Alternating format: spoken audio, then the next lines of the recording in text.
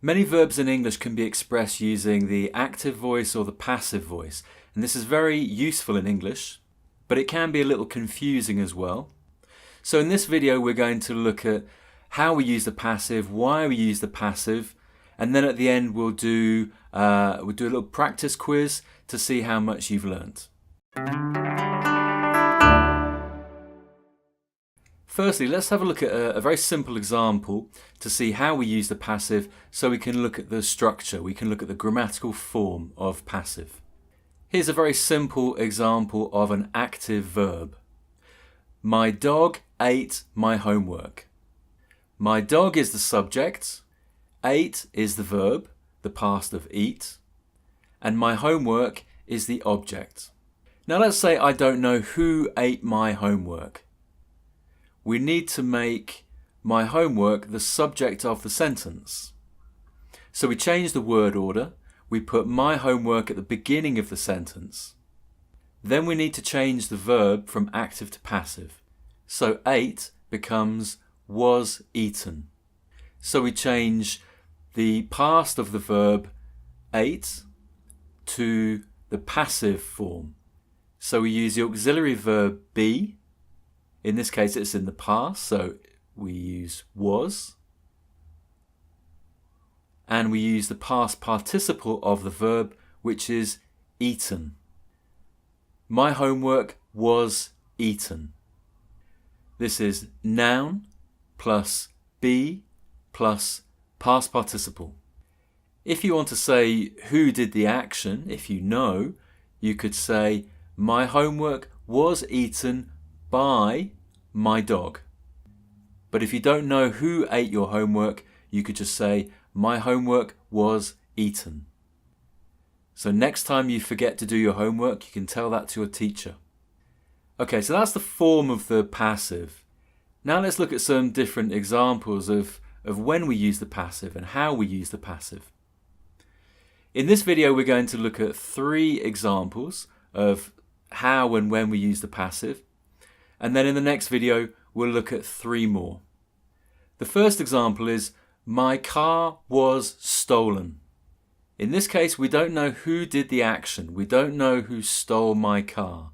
So we focus on my car and not the person who stole the car because we don't know who that was. We're also focusing on the car because to me the car is more important. What's important is my car has gone and I need to call the police. Number 2, another very common use of the passive is when the person who does the action is obvious. So we don't need to say who did the action. So for example, the thief was arrested. So we're not saying who arrested the thief. We're focusing on the fact that the thief has been caught. The thief was arrested. Who arrested the thief? Well, that's obvious. There's only one person or one group of people who can arrest someone, and that is obviously the police. So we don't need to say the police arrested the thief. We say the thief was arrested.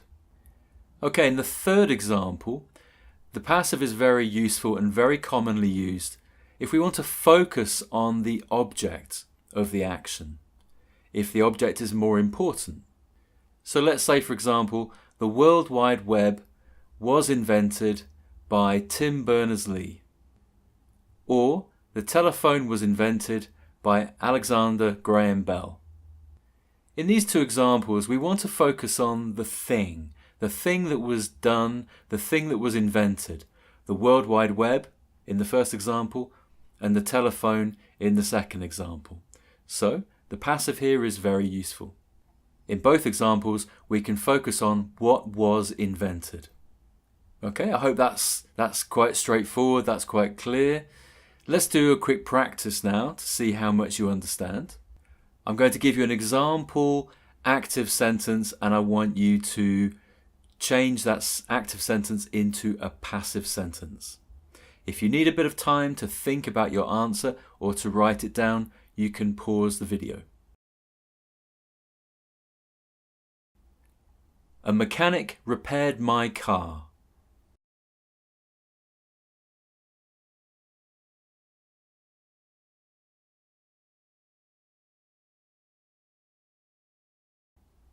My car was repaired.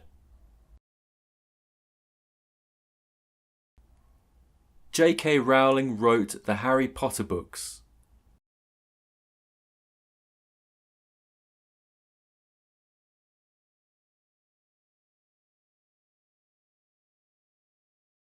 The Harry Potter books were written by J.K. Rowling.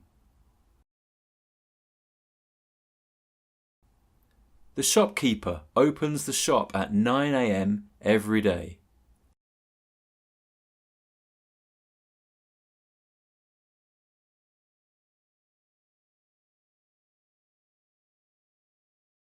The shop is opened at 9 a.m. every day. Somebody left a window open last night.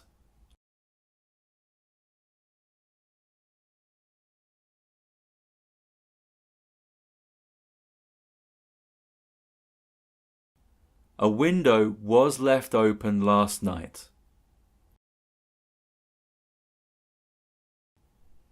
People should put their rubbish in the bin.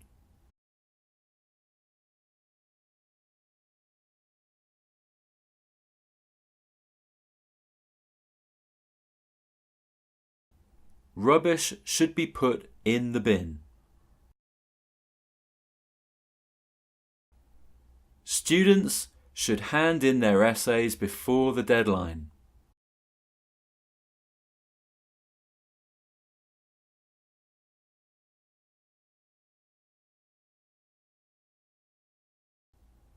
Essays should be handed in before the deadline.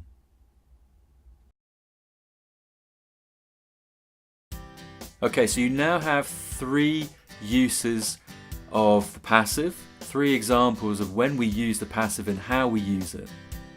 If it's not clear, then go back, watch the video again. The second time is always easier.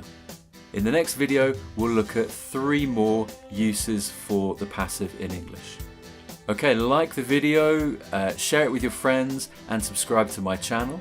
And don't forget to go to anglopod.com where you can find full courses to help you improve your English. Good luck, keep practicing your English, practice every day, and I'll see you in the next video lesson.